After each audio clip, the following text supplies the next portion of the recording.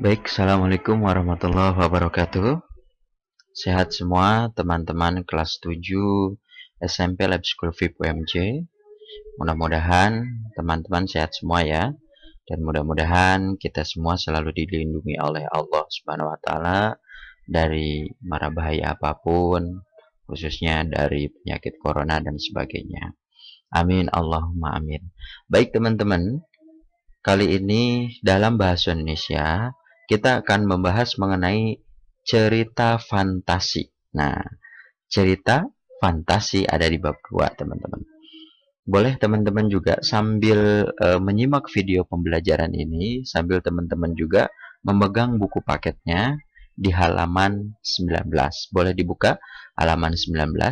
Jadi agar pembelajarannya lebih terarah begitu teman-teman, dan buku paketnya bisa terpakai gitu ya. Baik teman-teman, kita lanjut ya ke bab 2 ini tentang cerita fantasi. Baik, berikut di sini di halaman pertama, teman-teman bisa buka di halaman 21. Coba diperhatikan halaman 21 di buku paketnya atau di slide ini mengenai mengidentifikasi untuk unsur teks fantasi. Halaman 21. Nah, teman-teman bisa dilihat, bisa sambil menonton video ini, teman-teman sambil melihat buku paketnya ya agar lebih terarah. Nah, cerita fantasi. Apa sih cerita fantasi itu? Apa sih pengertiannya?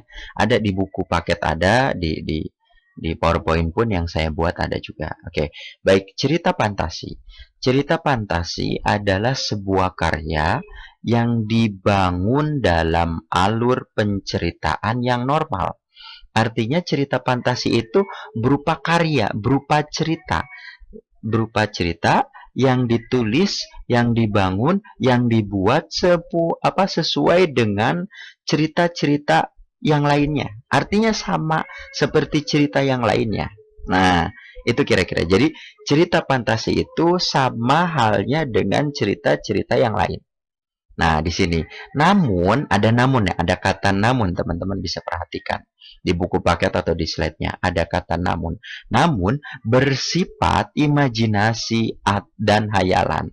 Artinya, cerita fantasi ini itu berupa hayalan, berupa imajinasi seseorang. Nah, makanya di sini cerita fantasi itu ceritanya sama seperti cerita-cerita pada umumnya, tapi bersifat imajinasi dan hayalan. Jadi apa pengertiannya? Pengertiannya adalah cerita yang ditulis sesuai dengan alur cerita, tapi bersifat imajinasi dan hayalan. Apa kira-kira yang bisa dihayalkan? Apa kira-kira yang bisa diimajinasikan? Yaitu dalam latar. Latar itu apa? Tempat. Nah, tempatnya bisa dihayalkan. Misalnya kerajaan langit dan sebagainya. Itu kan berarti tempatnya itu yang tidak ada. Kemudian penokohan, tokohnya. Tokohnya itu bisa juga dihayalkan, diimajinasikan. Gitu ya. Misalnya pas di kerajaan atas itu ada apa? Ada monster besar, apakah ada dewa apa dan sebagainya. Artinya penokohan tokohnya itu bisa diimajinasikan. Kemudian konflik. Nah, konflik itu berarti permasalahan. Nah, konfliknya jadi permasalahannya terkesan berlebih dan tidak mungkin terjadi dalam dunia nyata. Artinya masalahnya nggak mungkin ada di dalam kehidupan nyata. Gitu. Contohnya kalau teman-teman lihat pernah nonton film tentang apa? Kacang ajaib. Kacang ajaib itu nanti ada seorang anak punya kacang ajaib, kemudian kacang ajaibnya ditanam di belakang rumah, kemudian tumbuh pohonnya sangat tinggi-tinggi sampai ke langit. Kemudian anak tersebut itu naik ke atas. Nah, tahu-tahu di atas itu ada sebuah kerajaan, penuh makanan dan sebagainya diambil. Tahu-tahu nanti dikejar monster. Nah, itu berarti permasalahan dia dikejar monster itu tidak ada di dalam kehidupan sehari-hari. Berarti cerita fantasi itu cerita yang berdasarkan imajinasi dan hayalan. Nah, itu teman-teman ya. Nah, jadi Itu cerita fantasi. Baik, sekarang ke ciri teks fantasi. Jadi apa sih cirinya dari cerita fantasi itu? Pertama, cirinya itu ide cerita terbuka terhadap daya hayal. Artinya, tulisan tersebut kalau kita ingin membuat sebuah teks cerita fantasi, kita harus menghayal, harus punya imajinasi yang luas. Gitu. Kemudian hayalan penulis. Nah, jadi artinya si penulis itu harus penuh hayalan. Tidak dibatasi oleh realitas kehidupan yang ada. Artinya nggak seperti kehidupan nyata. Karena hayalan ya bersifatnya itu imajinasi. Seperti film Harry Potter bisa terbang naik sapu lidi gitu dan sebagainya, kan itu kan tidak ada di dalam kehidupan. Nah, itulah cerita fantasi karena memang Harry Potter itu dari novel. Nah, kira-kira teman-teman, itu termasuk cerita fantasi. Kemudian yang kedua, terkadang bersifat sederhana, namun mampu menitipkan pesan yang menarik. Nah, artinya ada hal-hal yang menarik. Kalau teman-teman pernah lihat Harry Potter atau pernah nonton film di bioskop sebelum corona dulu, nah itu biasanya ada hal-hal yang menarik yang membuat kita tuh lucu, yang membuat kita tuh tertawa, yang membuat kita tuh terkesan dan seterusnya. Artinya ada hal-hal yang disampaikan dalam cerita tersebut. Nah, kemudian yang ketiga adalah memiliki latar, jadi memiliki tempat dan perangkat cerita yang jauh dari kenyataan, gitu. Bahkan di luar hal yang nyata, bahkan mungkin hanya bagian dari kehidupan kita yang sedikit saja, gitu kan, gitu. Jadi yang nggak mungkin terjadi. Yang nggak mungkin itu terjadi, mungkin hanya sedikit saja dalam kehidupan kita, irisan sedikit saja dalam kehidupan kita. Nah, itu kira-kira. Kemudian yang terakhir, penokohan terkesan berlebih, baik dalam hal karakter, jenis, dan dinamika. Artinya gini, sifat tokoh itu bisa terbang, bisa loncat tinggi, dan seterusnya. Artinya apa?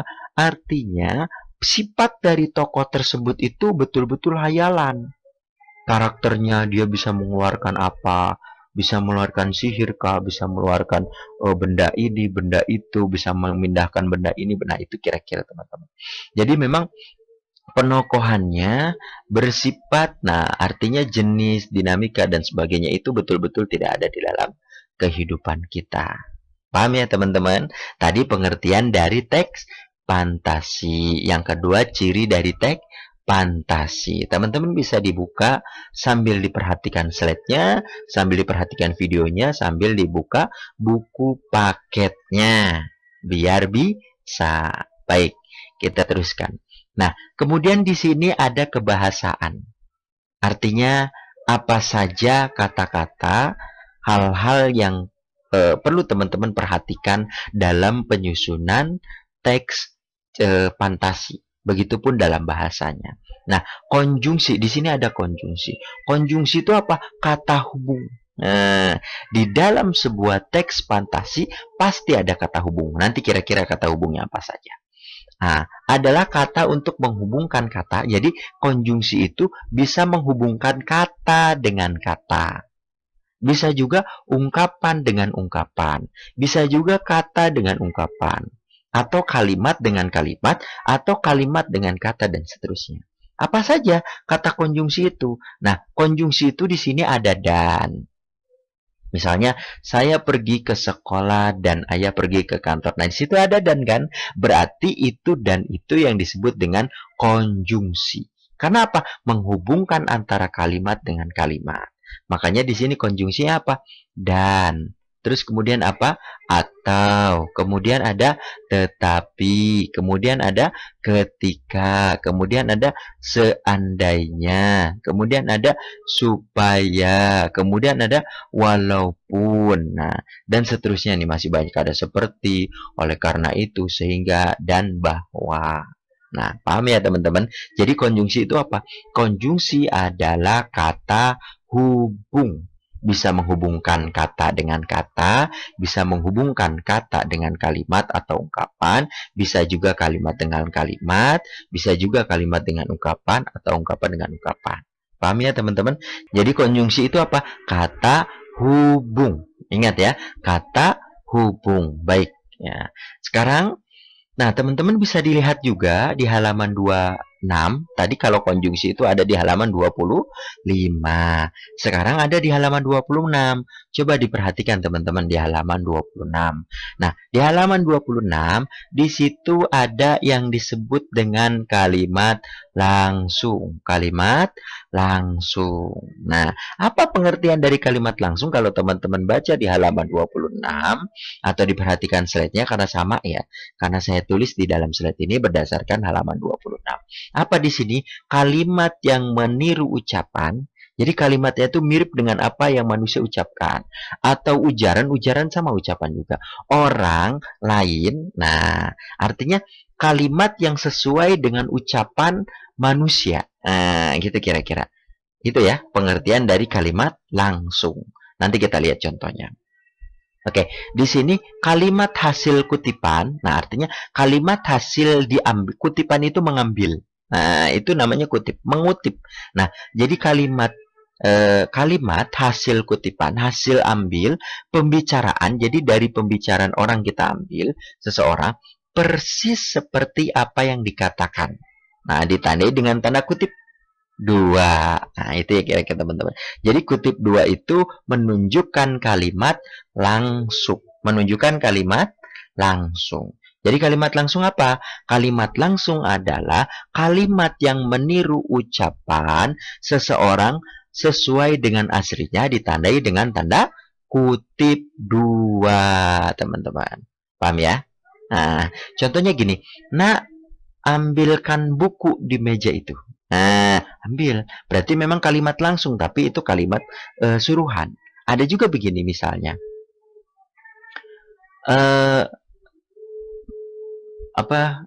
Saya akan gini. Ayah akan pergi ke kantor tepat waktu. Kata ayah. Nah, itu kalimatnya langsung. Ada kata ayah. Nah, itu kira-kira. Jadi dari situ ya sebetulnya. Jadi kalau ada kata ayah, besok akan pergi ke kantor pagi hari. Nah, berarti itu kalimat langsung. Kata ayah di situnya. Itu ya, tidak teman-teman. Paham ya? Jadi kalau ada kata tanda kutip, nah itu yang disebut dengan kalimat langsung. Baik, kira-kira teman-teman. Kita lanjut lagi. Sama, masih persis di halaman 26. Nah, sekarang apa sih ciri kalimat langsung? Nah, teman-teman harus tahu. Tadi, kalau yang belum mengerti tentang kalimat langsung, kita lihat cirinya. Nah, ciri kalimat langsung, pertama bertanda petik dua ya, karena petik satu beda nanti aturannya. Nah, petik dua dalam bahasa tulisan. Jadi kalau kalimat langsung ditulis harus pakai tanda petiknya. Jadi kalau ada tanda petik kalimat langsung. Yang kedua, huruf pertama pada petikan langsung ditulis dengan menggunakan huruf kapital. Ingat, memang semua kalimat awalnya harus besar hurufnya. Awal huruf di kata awal itu harus besar. Makanya di sini kalimat langsung itu kalimat yang menggunakan huruf kapital di awal. Nah, dua ya cirinya ya. Apa satu? Pakai tanda kutip, kedua huruf awalnya besar. Terus ketiga apa? Ketiga, bagian kutipan ada yang berupa kalimat nyata, kalimat berita, atau kalimat perintah. Nah, tadi bisa. Nah, tolong ambilkan buku itu. Nah, itu kalimat perintah. Gitu. Kalau tadi ayah akan pergi pagi hari ke kantor, itu kalimat berita. Atau kalimat tanya misalnya. Nah, kamu sudah makan? Nah, itu kalimat langsung tapi diakhiri dengan tanda tanya. Paham teman-teman? Nah, oke, baik berikutnya. Yang keempat, bagian pengiring dan bagian petikan langsung dipisah dengan tanda koma. Nah, kalau ada misalnya tadi akan pergi pagi hari ke kantor, koma kata ayah. Nah, jadi tanda kutip duanya itu di kalimat akan pergi ke kantor pagi hari. Nah, itu tanda kutipnya di situ. Di awal dan di akhir. Kemudian koma kata ayah. Nah, itu kira-kira teman-teman. Berikutnya apa? Jika di dalam petikan langsung menggunakan kata sapaan, maka sebelum kata sapaan diberi tanda koma. Nah, jadi kalau ada kata sapaan itu pakai tanda koma. Dan huruf pertama kata sapaan menggunakan huruf kapital. Paham ya? Nah, itu ciri dari kalimat langsung. Ada di halaman 26. Nah, baik. Apa di sini? Perubahan kata ganti langsung ke tidak langsung. Artinya kata langsung, kalimat langsung itu bisa berubah menjadi kalimat tidak langsung. Menggunakan apa? Menggunakan kalau saya menjadi dia. Dia pergi ke kantor. Nah, padahal ayah. Nah, itu kalimat tidak langsung. Kemudian ada kata apa? Kamu diganti menjadi saya. Kalian diganti menjadi kami. Kami diganti menjadi mereka. Kita menjadi kami. Nah, itu kira-kira. Itu merubah kalimat langsung menjadi kalimat tidak langsung. Paham ya, teman-teman? Nah, mohon diingat. Mohon diingat. Oke, berikutnya. Nah, berikutnya tolong teman-teman dibuka halaman 29. Ini ada tentang struktur teks cerita fantasi. Strukturnya. Nah, teman-teman, coba diperhatikan. Dibuka juga halaman 29 agar lebih paham. Baik, judul. Nah, pertama, struktur itu apa, teman-teman? Yang disebut struktur adalah bagian-bagian. Contoh, kalau di kelas struktur kelas berarti ada kepala sekolah, wali kelas, ketua kelas, wakil, bendahara, sekretaris, dan seterusnya. Itu yang disebut dengan struktur. Apa? Bagian-bagian. Nah, begitupun di dalam teks cerita fantasi, ada bagian-bagiannya. Pertama ada judul. Apa judul? Nah, judul itu adalah nama atau merek sebuah produk. Nah, itu yang disebut dengan judul. Nah, gitu kira-kira teman-teman ya. Berikutnya, ada perkenalan. Ada yang mengenalkan. Nah, apa di sini? Memperkenalkan siapa pelakunya. Artinya siapa? Kemudian apa yang di dalam yang dialami pelaku. Nah, apa yang dialaminya dan di mana terjadinya peristiwa. Contoh dalam cerita gini misalnya. Di sebuah desa. Nah, itu menunjukkan peristiwanya di mana? Di desa kan gitu ya. Di sebuah desa hiduplah keluarga yang sederhana dan berkebutuhan pas. Nah, gitu ya. Gitu. Hidup dengan rukun dan damai. Keluarga tersebut mempunyai seorang anak yang bernama Andi misal. Nah, misalnya Andi. Nah, berarti itu perkenalan, memperkenalkan siapa? Oh, berarti keluarga Andi. Apa yang dialaminya? Nah, belum, baru memperkenalkan. Nah, di mana peristiwanya? Di sebuah desa. Paham ya? Perkenalan. Nah, baik. Yang berikutnya ada komplikasi. Apa komplikasi itu? Komplikasi adalah munculnya masalah dari para pelaku melalui reaksi terjadi konflik. Artinya misalnya gini, Andi suatu hari dia mempunyai masalah, yaitu ulangannya dapat nilai kecil. Ternyata Andi menyesali karena perbuatannya yang tidak pernah menghafal. Nah, itu kira-kira. Jadi munculnya masalah konflik Andi punya ulangan jelek. Nah, itu ya. Ini contoh. Nah, itu kira-kira. Jadi munculnya masalah karena Andinya nggak pernah belajar. Oke, berikutnya setelah konflik, jadi konflik itu muncul masalah. Nah, gitu ya. Oke, berikutnya. Kalau di dalam film itu, konflik misalnya gini, film Doraemon. Munculnya konflik si Nobita itu karena digangguin oleh temannya, yaitu Giant dan Suneo. Nah, muncul konflik kan, Nobitanya nggak bisa melawan, nggak bisa membalas perbuatan dari teman-temannya. Itu munculnya konflik. Nah, berikutnya klimaks. Klimaks itu apa? Puncaknya masalah. Nah, akhirnya Nobita itu diejek dan dipukuli dan sebagainya. Kan begitu ya misalnya. Ini contoh ya, mohon maaf. Nah, jadi memang munculnya masalah, mulai membesar. Akhirnya Nobita itu dijauhin dan diledekin sama Giant dan Suneo. Akhirnya dia itu pulang minta bantuan ke Doraemon. Nah, berarti itu puncaknya masalah. Yang terakhir apa? Penyelesaiannya. Menemukan penyelesaian dari konflik yang ada. Akhirnya Nobita diberi alat oleh Doraemon untuk membantu permasalahan. Itu yang disebut dengan penyelesaian. Paham ya teman-teman? Nah, jadi strukturnya apa saja? Yang pertama ada judul, yang kedua ada perkenalan, yang ketiga ada konflik, yang keempat ada klimaks, yang kelima ada penyelesaian. Tolong diingat dengan baik-baik teman-teman. Siapa tahu nanti ujian muncul. Paham ya? Oke, baik kita lanjutkan. Nah, ini ada unsur intrinsik. Unsur intrinsik itu adalah unsur dari dalam cerita. Unsur intrinsik itu adalah unsur pembangun sebuah cerita.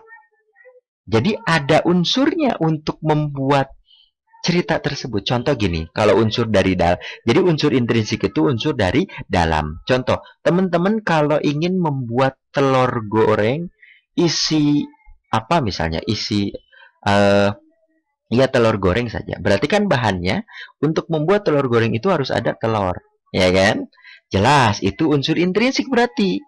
Atau enggak teman-teman mau buat gorengan bakwan. Bakwan di situ kan apa unsur intrinsik, apa unsur dari dalamnya? Apa ada pakai kol, ada pakai wortel, pakai sayuran ini, itu, dan sebagainya. Nah, itu adalah unsur intrinsik. Kemudian dicampur, kemudian jadi bakwan. Nah, paham ya? Kalau itu di dalam kehidupan sehari-hari. Nah, kalau di dalam cerpen, kalau di dalam cerita fantasi, cerita, itu ada juga ramuannya. Ada juga sebuah bahan-bahannya. Apa bahannya? Yang pertama adalah untuk membuat sebuah cerita, yang pertama ada tema. Tema itu apa? Pokok persoalan dari cerita. Artinya apa yang teman-teman akan ceritakan di dalam cerita tersebut. Nah, gitu ya, paham ya teman-teman? Oke, berikutnya ada alur. Alur itu apa? Rangkaian cerita yang dibentuk oleh tahap-tahap peristiwa sehingga menjadi suatu cerita. Artinya jalan cerita. Jalannya gimana ceritanya? Nah, alurnya gimana? Jalannya gimana? Nah, itu kira-kira teman-teman ya. Nah, alur cerita itu biasanya ada 3 teman-teman. Tolong ditulis, diingat ya. Satu, ada alur maju. Gimana alur maju itu? Misal teman-teman ada cerita, ada film, misalnya, dia selalu maju ke depan. Nah, selalu maju ke depan itu misalnya, dia nggak pernah mengingat masa lalu dia. Masa lalu dia seperti apa, dan nggak pernah diingat. Dia terus fokus untuk mencapai ketujuan hidup dia. Itu yang disebut dengan cerita maju atau alur maju. Nah, kemudian ada juga alur mundur. Alur mundur itu ceritanya atau filmnya selalu flashback atau selalu memikirkan kehidupan dia waktu dulu. Oh, saya dulu SD itu gini gini gini dan sebagainya dan sebagainya. Artinya hal tersebut itu, cerita tersebut, film tersebut menggunakan alur mundur. Ada juga maju mundur. Maju mundur itu artinya alur campuran. Artinya film tersebut atau cerita tersebut itu biasanya dia ada tujuan ke depan, kemudian setelah tujuan ke depan, dia itu sering ada juga mengingat ke belakang. Nah, itu artinya alur maju dan alur mundur. Paham ya? Atau alur campuran. Nah, paham ya? Kalau jadi alur itu apa? Jalan cerita. Nah, kemudian yang berikutnya, yang ketiga, ada karakter atau perwatakan atau penokohan. Apa sih penokohan karakter itu? Sifat tokoh, perilaku tokoh dalam cerita. Jadi tokoh itu gimana sih punya sifatnya? Nggak mungkin kan saat di dalam cerita, di dalam film, itu misalnya tokohnya baik semua, jahat semua. Kan nggak mungkin. Artinya ada baik dan ada jahat. Harus begitu. Coba kalau semuanya baik semua, ya nggak rame gitu. Nah itu ya. Kalau teman-teman tahu film Ultraman, kalau monsternya nggak menghancurkan kota, itu ya nggak seru. bisa Ultraman sama Monster bisa ngopi bareng. Nah, itu di dalam film, ingat. Makanya tokoh tersebut itu atau penokohan, mohon maaf penokohan, sifat di dalam cerita itu biasanya ada 3. Ada apa? Ada antagonis, protagonis, tritagonis.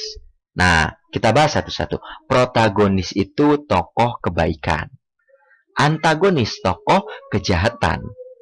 Tritagonis tokoh pembantu. Baik itu membantu yang baik, baik itu membantu yang jahat. Itu yang disebut dengan tritagonis. Paham ya? Nah, semua di dalam sebuah cerita itu harus ada 3-3-nya. Kalau nggak ada ya nggak seru. Tadi kalau tokohnya baik semua, protagonis semua, itu nggak seru. Atau antagonis semua, jahat semua, itu nggak seru juga. Nah, itu kira teman-teman ya.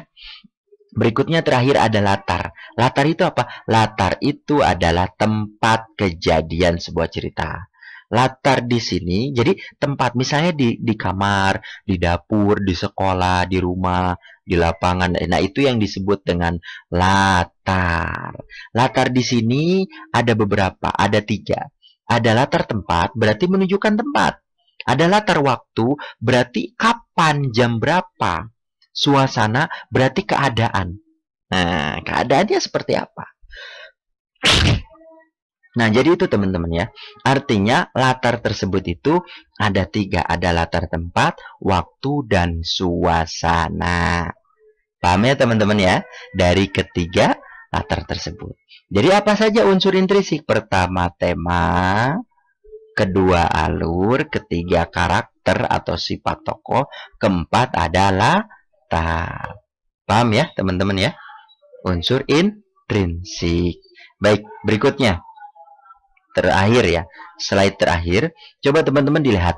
Nah, bagaimana cara kita menulis sebuah cerita fantasi. Nah, teman-teman tolong dibuka halaman 34.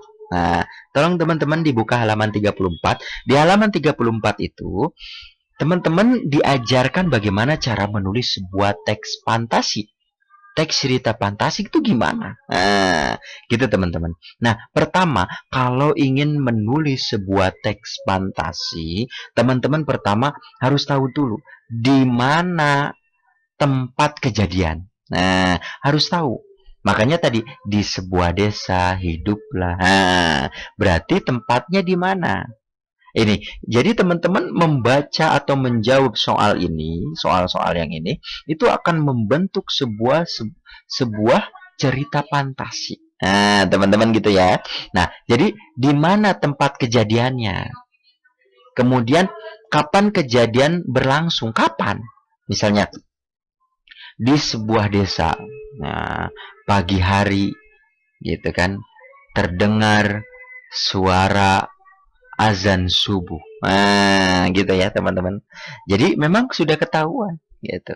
Jadi di mana tempatnya, kemudian berlangsungnya kapan. Kemudian berikutnya siapa tokohnya? Nah, hiduplah keluarga yang sederhana dan mensyukuri apa yang Allah berikan. Nah, keluarga tersebut mempunyai anak yang bernama Andi. Nah, gitu ya teman-teman. Jadi tokohnya sudah terlihat. Nah, paham ya teman-teman ya? Gitu. Terus kemudian bagaimana sifat dari tokoh itu? Andi orangnya sangat ramah, baik, dia rajin belajar, rajin membantu orang tua dan sebagainya. Jadi tokohnya tuh sudah terjawab sifatnya, wataknya, karakternya, kan gitu ya teman-teman. Oke, berikutnya, bagaimana tokoh-tokoh tersebut berinteraksi?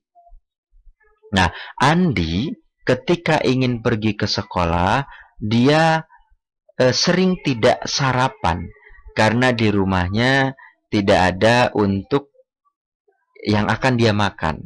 Tapi dia selalu baik terhadap kedua orang tuanya. Ketika itu Andi pamit kepada kedua orang tuanya untuk pergi ke sekolah. Nah, itu berarti cara berinteraksi antara tokoh dengan tokoh. Nah, berikutnya apa lagi di sini? Bagaimana kejadian di awal cerita? Nah, di awal ceritanya itu harus ada pengenalan tadi, Andi. Andi duduk di kelas 7 SMP. Dia sangat rajin dan gemar dan sebagainya dan sebagainya. Nah, artinya di awal ceritanya itu betul-betul diceritakan seperti apa. Kemudian tentukan terjadinya pergolakan yang terjadi. Artinya gini, konflik. Nah, terjadi komplikasinya tuh seperti apa? Nah, itu ya. Jadi ini sama dengan mengaplikasikan dari struktur. Nah, itu ya. Jadi ketika Andi sedang diam, ada temannya yang menjahili dia. Nah, itu muncul masalah. Walaupun belum terjadi penjalian, tapi ketika Andi sedang diam, temannya ingin menjahilinya. Nah, itu kira-kira teman-teman ya. Gitu. Nah, itu berarti pergolakan sebuah cerita. Kemudian apa konflikasi yang terjadi? Ketika itu Andi dijaili dengan cara ditimpuk pakai kertas, gulungan kertas ke kepalanya. Tapi Andi tidak menghiraukan. Itu muncul masalah. Gitu. Nah, terus kemudian apa perubahan pada awal cerita? Andi mulai bersabar. Bersabar karena temannya yang jahil. Tapi lama-kelamaan temannya itu terus melemparinya dengan gulungan kertas. Nah, itu ya teman-teman. Nah, jadi muncul. Kemudian cerita puncak masalah dalam cerita. Artinya gimana puncaknya? Akhirnya karena Andi keseringan dilempar dengan kertas, akhirnya dia menegur temannya. Nah, menegur teman itu mulai muncul, mulai puncak masalah. Nah, gitu kan? Nah, kemudian apa pesan dari amanah? Nah, artinya ketika Andi menegurnya, kemudian temannya itu lalu memberikan alasan dan sebagainya. Akhirnya penyelesaiannya itu Andi memaafkan. Nah, jadi apa pesan yang disampaikan oleh penulis? Pesan yang disampaikan oleh penulis, ada anak namanya Andi, dia rajin. Nah, rajinnya itu harus diikuti dengan kita. Rajin, rajin membantu, rajin belajar dan sebagainya. Kemudian dia juga sangat penyabar. Nah, penyabarnya gimana? Ketika dijaili dengan temannya, dia tetap sabar. Nah, gitu teman-teman ya. Jadi itu cara penulisannya. Nah, jadi dengan menjawab ceritanya ini, teman-teman sudah mendapatkan atau sudah membuat sebuah cerita fantasi. Itu ya, teman-teman. Nah, itu kira-kira teman-teman mengenai cerita fantasi ya. Insya Allah nanti kita bahas lagi di pertemuan berikutnya di dalam Zoom ya, gitu kira-kira teman-teman. Oke, sehat selalu teman-teman. Tetap semangat belajar, banyak berdoa, mudah-mudahan corona cepat selesai. Jadi kita bisa bertatap muka langsung di sekolah ya, gitu berinteraksi langsung di sekolah. Amin, Allahumma amin. Jaga kondisi ya teman-teman, sehat selalu. Salam kepada Bapak Ibu, mudah-mudahan kita semua sehat selalu. Gitu ya teman-teman. Tolong ditonton video ini. Kalau tidak mengerti, tonton sekali lagi. Kalau tidak mengerti, boleh 3 kali begitu ditonton. Kemudian nanti dicatat apa yang teman-teman tidak mengerti. Kalau masih ada juga yang tidak mengerti, kemudian nanti kita diskusikan minggu berikutnya menggunakan Zoom meeting. Nah, gitu kira-kira teman-teman ya. Baik, demikian yang bisa disampaikan. Billahi fisabilillah, fastabikul khairat.